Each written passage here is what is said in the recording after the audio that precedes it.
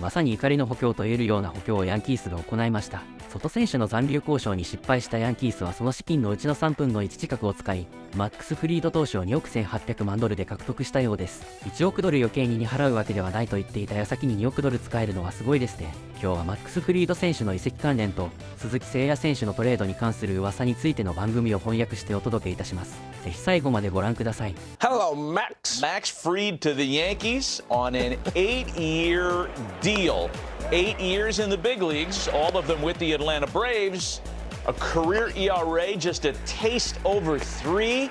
He is an elite starting pitcher, a top of the rotation stud with plenty of postseason mettle, all-star games, postseason promise, etc. And it all is delivered to the Bronx.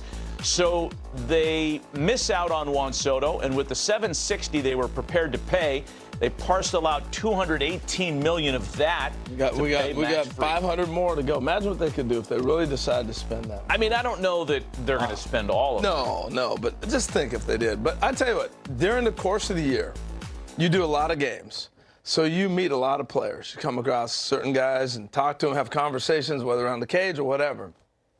I spoke to Matt Freese this year when we were in New York, when he's in New York, and I walked away like, that's maybe the best conversation I had all year. What a guy. Just pleasant, knew what he wanted to do, knew what he's about. I just walked away so impressed by him.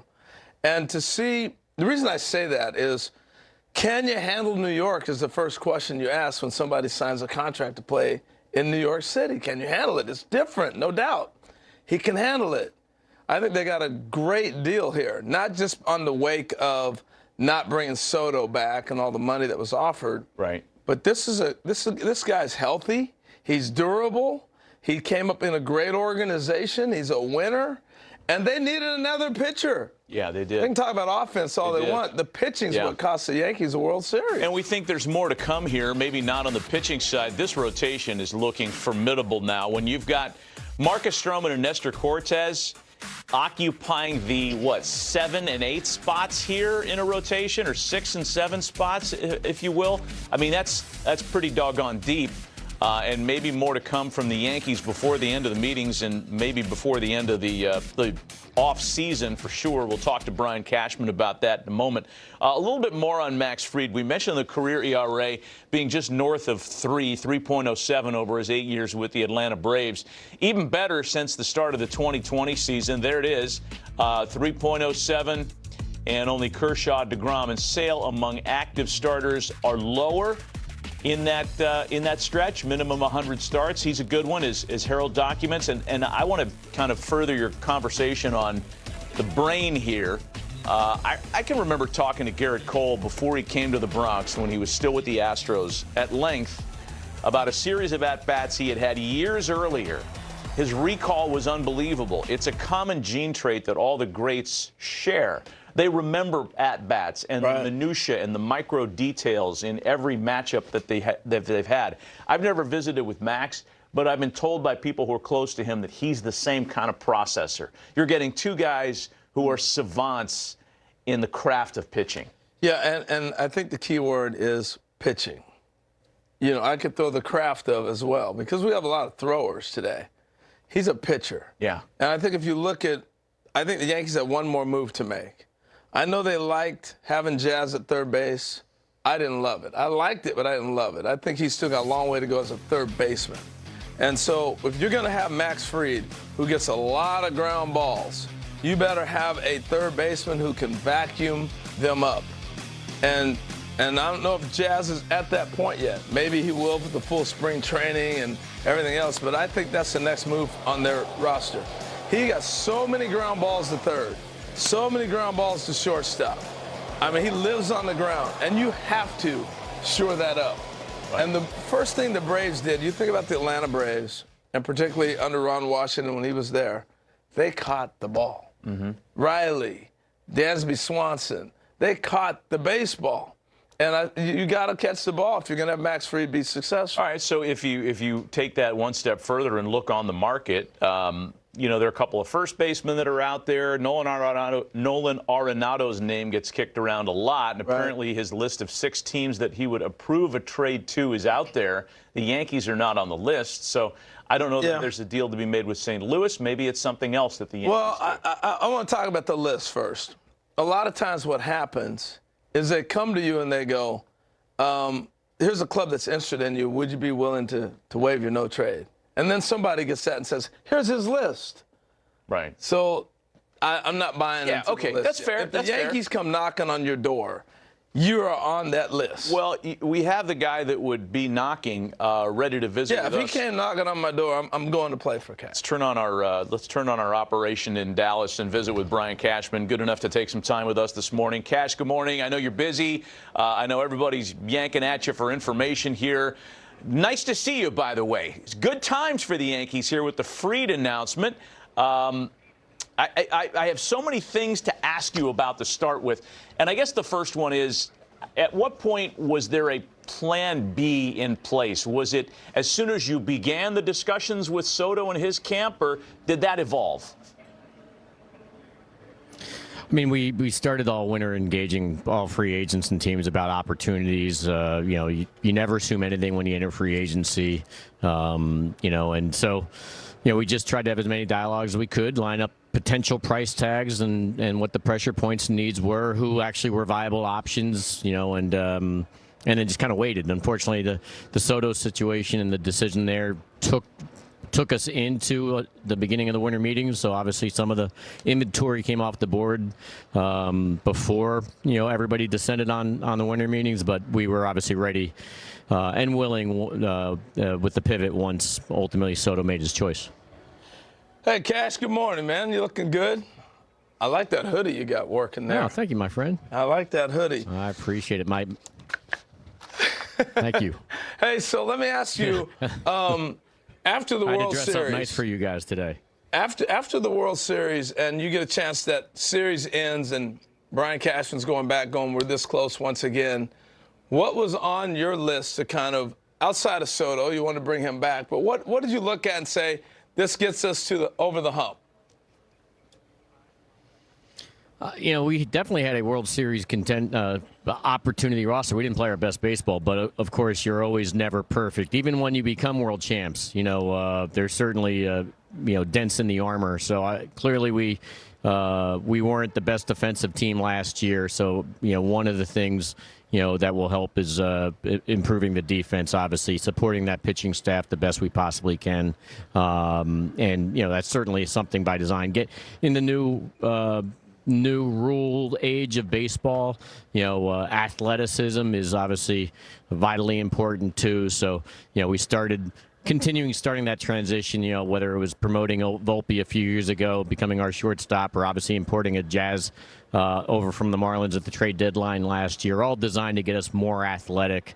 Obviously, there's a lane right now ready to go with the young Jason Dominguez, very, athletic, high ceiling guy that, there's a position for him to take there in center field. So, look forward to providing Booney with potentially a more athletic, dynamic team, and that you could see on the base pass and on the defensive side to secure outs. But we'll see. We got to see how it plays out. It doesn't mean I'm still not interested in guys that can loft the ball, because obviously home runs are the keys of the kingdom at the same time. But yeah, I mean, the defense bit us in the butt, as you guys saw in the postseason and at times during the regular season. So it'd be nice to shore that up. But pitching, that's always the name of the game. So you've been around long enough to see A-Rod's 250, and you acquired him and actually extended him. Jeter 189. You've been around big numbers. When it got to 700 or up around 600 or so, did you kind of go, whew, this is new territory. The game's in a different spot. Oh, I think I did that well before the 700 number.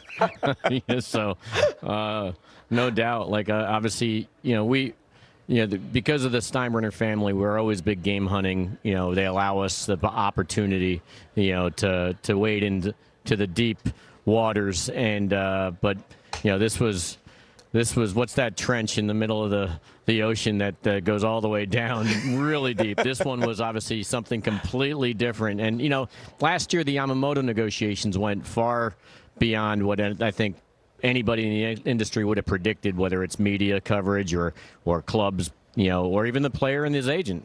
But that's what's the great thing about free agency, which is such a good benefit to the players.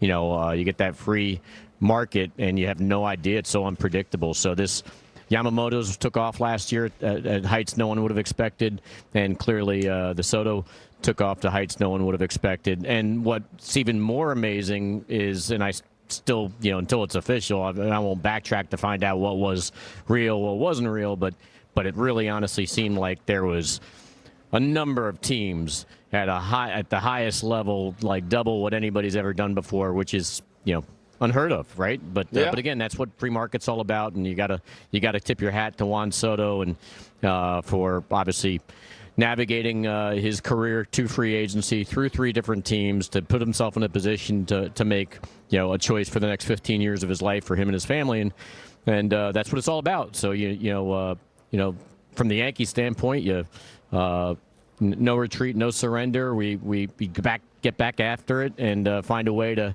put together a roster that our fans are going to be excited about, and we think will take us a chance. We want to defend that American League title and get back in the World Series and try to win it. So we'll get after it.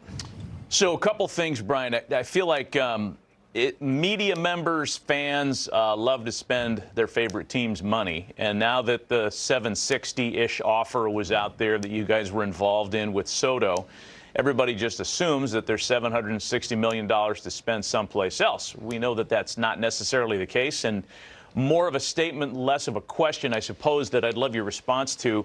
Feels like you guys have an opportunity now to kind of maneuver a little bit better without knowing that you've earmarked so much money to one player. We've already seen some of it spent on Max Fried.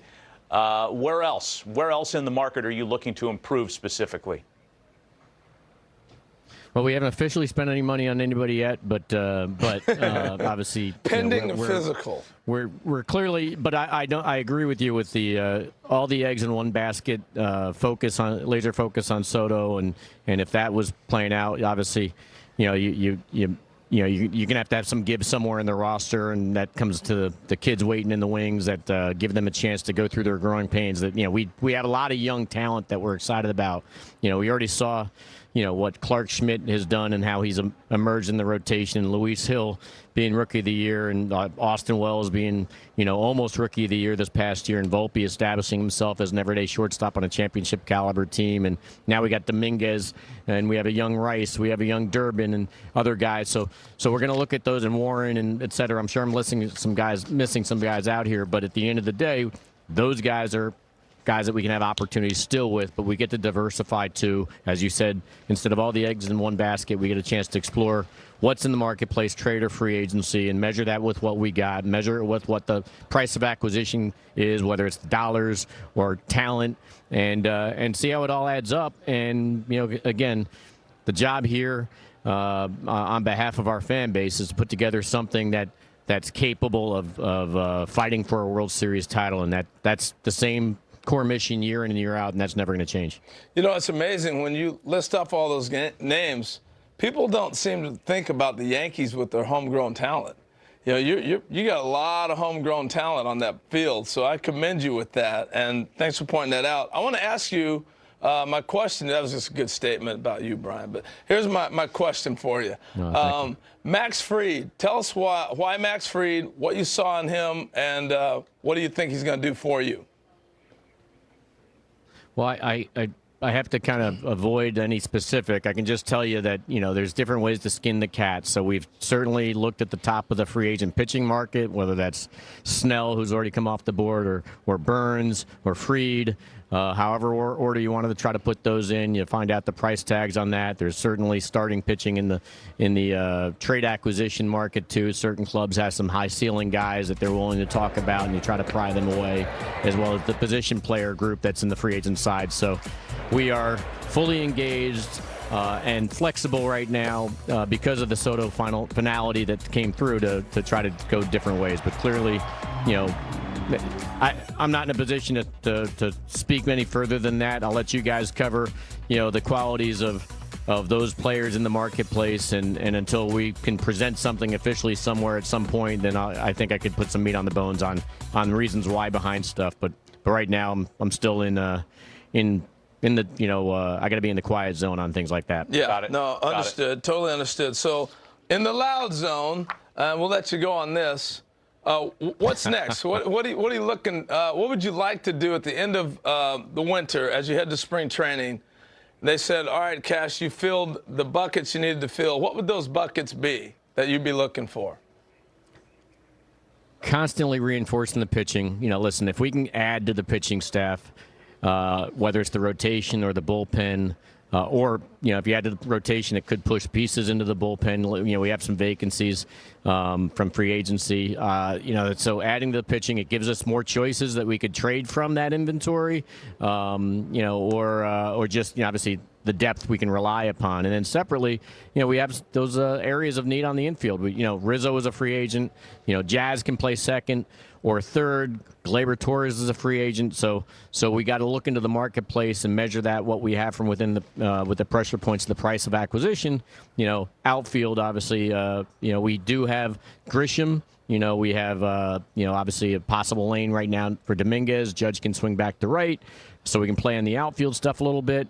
And so we get, ultimately there's a number of different things that we really have to drill down on and decide upon. And some of them get eliminated in terms of choices in the marketplace for us by cost. I don't want to pay a price that I don't think is warranted, whether it's a trade price or a free agent price potentially. That'll take us off the board. Maybe a player on free agency doesn't want to come here to New York.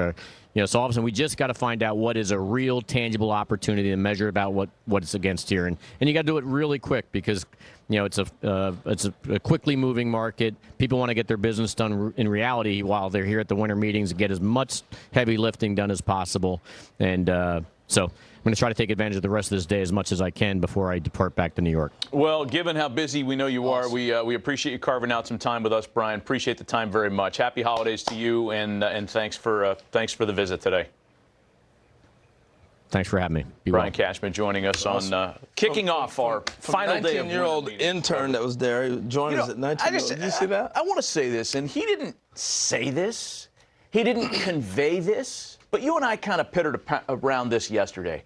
I feel like he and his staff are in part relieved that this Soto thing landed in such an obscene place financially that they could back off and save face with their fans. Look, we were in at 760, Bleacher Creatures. Don't get pissed off at us. Yeah. We made a great effort to retain a very popular player. You're nailing And it. now they can actually get creative. I feel like they're re-engaged now. Well, this is the best thing to happen to them. They were put in a spot where they had to go out there, whether they wanted to or not. Yeah. They had to.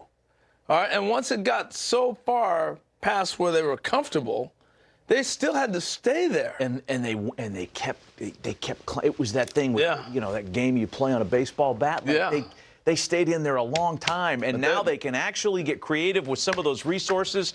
And they've, they're close to making it official with Max Fried. Cash made it very clear it's not official yet, but feels like it's going to happen. All right. Live from Dallas at the winter meetings. Good morning to you. Before we went to break, Matt teased new uniform for Dylan Cease ? And we all kind of went, wait a minute. What do you think? What are you thinking? What are you hearing? Lauren, good morning. Yes, Dylan Cease could be moved for the second time this calendar year, and that may be a surprise, but here's the reality. In a world in which Max Fried gets more than $200 million, many teams who need to improve their rotations are understandably pivoting to the trade market. And here is why this could make sense for the Padres. If you trade Dylan Cease and restock your prospect group, you could then use some of those prospects to trade for Garrett Crochet and still have a better farm system at the end of the day. So would anyone trade 1 year of Dylan Cease for 2 years of Garrett Crochet? And that's part of the creativity of A.J. Preller, the Padres general manager. You see that board, Lauren. Dylan Cease has been a dominant force in Major League Baseball as a starting pitcher. He's one of the big reasons why the Padres were there in the postseason in 2024 and gave the Dodgers such a tough series. And let's not forget the big picture of the Padres, Lauren. The Padres traded Juan Soto a year ago and still made the postseason. Perhaps with Cease, they will do it again. I spy on that list we just put on Sean Manaea. The headline in Sports Illustrated just a few hours ago, increasing optimism he could return to the Mets. Why not? It worked beautifully. What are you hearing? I'm hearing that right now it is a very good day to be Sean Manaea, because with the overall pitching market going where it is, again, I mentioned Max Fried and the dollars and the years that he got. Sean Manaea received Cy Young Award votes in 2024, and there is a belief now that whether it's an AAV of $25 million times 4 or some other combination, a $100 million contract for Sean Manaea is not out of the question. Look at those innings, a career high. Yes, he pitches this coming season at the age of 33, but he was a top 15 starting pitcher, indeed perhaps a top 10 starting pitcher in the National League in 2024. And those types of players in this marketplace, Lauren, are handsomely rewarded, especially if the New York Mets are involved. And we are told that even after signing Clay Holmes and putting him in the rotation, the Mets are not done looking at free agents yet. They know how well Manaea's stuff plays in Flushing, Queens. He is one of the good guys. Thrilled for all of his success. We spoke, JP, I know you watched this show. We spoke with Brian Cashman earlier, and Kyle Tucker's name has been kind of linked with the Yankees. How likely a trade at this juncture for Tuck?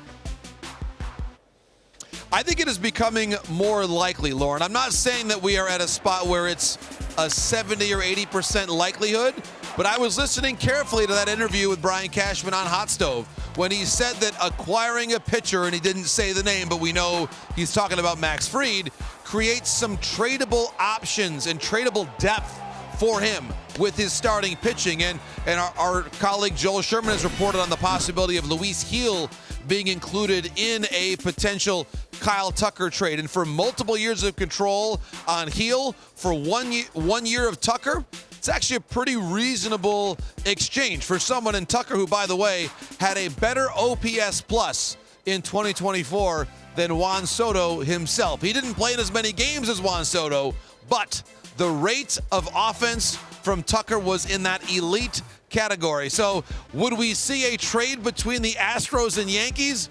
On some level, Lauren, that would be a stunner, but we also saw the Red Sox and Yankees get together on a Alex Verdugo trade 1 year ago. So at a time like this, in a place like this, Lauren, all things are possible. All right, the Front Office Insights presented by Sage continue. Cubs President of Baseball Operations, Jed Hoyer, joining us on the program. Jed, good morning. You guys are interesting this winter, every winter, actually.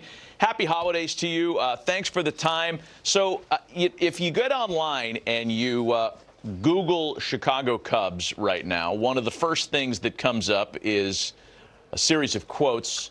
And without reading the quotes explicitly, Cubs intent on trading either Seiya Suzuki or Cody Bellinger. Are these kind of rumors distracting to actually executing what you want to get to there? Or in a weird way, is that helpful? Yeah, no, I think at these meetings, like everything gets blown out of proportion. People run with rumors. They talk about different names. Of course, we've been asked about Cody. We've been asked about Seiya. They're both really good players. It's a pretty weak outfield market from a free agency standpoint. So it makes sense we'd be asked about them. But both of those guys are, pretty key to how we're good. Hey, Jed, so last year this time, or around this time, you landed Craig Counsell. And my question with Counts is how long did it take him to, relearn the organization? Because that's a difficult thing to do. And so maybe still in that process, but can you kind of answer that question? That's a great question. I was actually thinking that last night. You were kind of sitting with him, late at night at these meetings. You're always up and, talking about players. And I was thinking what a difference a year makes in terms of, him knowing the organization, knowing the players. knowing what we need. He's such a great asset for us because he has a front office mind in a way. He thinks like a front office guy and like a manager. I think he's one of the handful of guys in the game that could do both jobs really easily. And so him knowing our players, knowing our systems is really valuable. That'll only increase, I think, as we go, but it's really a big difference between this year and last year. You've been going to the winter meetings now for a long time. You've been doing this for a long time with different teams. How has the process for the Cubs, the 2024-25 Cubs, changed and evolved in terms of how you execute your agenda this time of year? Yeah, it's different every year. I think that's why the sport is so fun, right? Like last year it was a super slow winter, everything dragged out. I mean, I was in spring training negotiating the Bellinger deal. This year it's moving really quickly. It's always a different puzzle you have to put together. The timing is always different. People act differently. And so I think part of what makes the job fun is trying to figure out how to evolve with that, how to react to what's happening. You can't take one strategy into every single winter meetings or one strategy into every offseason. You really have to evolve and think strategically. And, this year feels a lot different than last year. I've asked this to a number of people, and it fits perfectly with you. So what's your plan as you looked at the season at the end of the year, looked at your club, you said, all right, in order for us to get where we want to go, here's the holes I need to fill. What's kind of those holes you're looking at right now? It was a weird season last year. In April and then after July, we played really well, played the baseball we expected. In May and June, we were a bad baseball team. We struggled really in every phase, especially offensively, and that cost us. But our offense, I feel like we have a good player at almost every position. Catching is a position that we need to continue to address. But really, the back of the rotation and the bullpen is something that we've been really focused on this winter. I think like every team, it feels like it's hard to have enough arms, and so we'll continue to add pitching in every way we possibly can this winter. But that's really the focus. Like I said, it was a weird year that, for 2 months we didn't hit at all. I think we had the worst offense in baseball for 2 months. But in the second half, we sort of hit like we expected. And I think given the position playing group that we have, given, the way Pete Crow Armstrong hit in the second half, I expect us to have a good offense this year. We'll continue to look to upgrade. If there's a player out there that's just simply better than what we have, we'll look at it. But really, I think that, pitching has been the biggest focus this winter. All right, Jed. Well, I know you're a big football guy, and Council went to Notre Dame. Notre Dame and Indiana are going to play maybe the biggest game they've ever played. So what's the conversation like when you're sitting around talking to Council? You're ribbing him a little bit? You're taking Indiana, or you're sticking with his team with the Golden Dome? I'm not sure I'd take a bet on that game. I'm not sure I'd bet against Notre Dame on that one. But, hey, it's great. I love the fact that everyone's talking about the college playoff. It's a topic for everybody. And, good for college football for finally doing this. And it's a perfect year for it, right? You got so much parity. Doesn't feel like there's any one dominant team. And it makes for a lot of fun weekends ahead. Hey, I want to get you back to the Cubs here for a sec, Jed, because I'm obsessed with park factors. We talked to Ross Atkins about how Rogers Center's changed a little bit with the dimension adjustments they made. Never did I think that we'd be in a world that we're in today where we're talking about Wrigley Field as a pitching place. It seems like that's what's happened for a variety of reasons. So given that that's the new normal, how much does that, the park factor of Wrigley, impact what you guys are looking for in the marketplace when you're trying to improve a team? Yeah, very much so. But it's interesting. Like in 2023, I think we played 7th in terms of a run environment. And then last year we played 29th. And so even within that 1 year, 23 to 24, it was totally different. It's kind of random. It felt like the wind blew in every time we were at home last year. I'd be walking into the office when the team was on the road and the wind would be howling out and it'd be 95 degrees. And it was just kind of strange. And like I said, I think flukish. But if you look at our pitching last year, I think we had the second best ERA in baseball at home. You look at our offense, you look at guys like Bellinger and Bush and some of those guys, they had massive home road splits. And so it really hurt our offense. It really helped our pitching. I think you have to look at it both ways. You can't just complain about the impact on our left-handed hitters and not talk about what it did for the pitching staff. And so I think when I talk about feeling pretty confident in the offense and then worrying about our pitching. I think that's part of it. I don't expect Wrigley to play 29th next year. It might play neutral. It might be an offensive park. As you guys both know, like Wrigley, it just depends on the wind. If it's blowing out, it's a bandbox. If it's blowing in, there's days that no one can hit a homer. Now we played a series against the Reds at the end of the year. They didn't score for the first 27 innings, and they hit plenty of balls that would have gone out. We played a series against the Yankees in September. The combined score of the entire series was 6-2 Yankees. Yeah. So it was a wild run environment, but I don't think I expect that again. It hasn't been like that in my 14 years with the Cubs. Fascinating. Hey, before we let you go, we're throwing this out there for everybody. Golf foursome. You got to kick one guy out. And it's you, Anthony Rizzo, Theo Epstein, and Boog Shambi. Who hits the road? You definitely Theo. His big move, he puts chapstick on his driver, so that way he doesn't slice. And, so I got to kick out the guy that's going to cheat. Got it.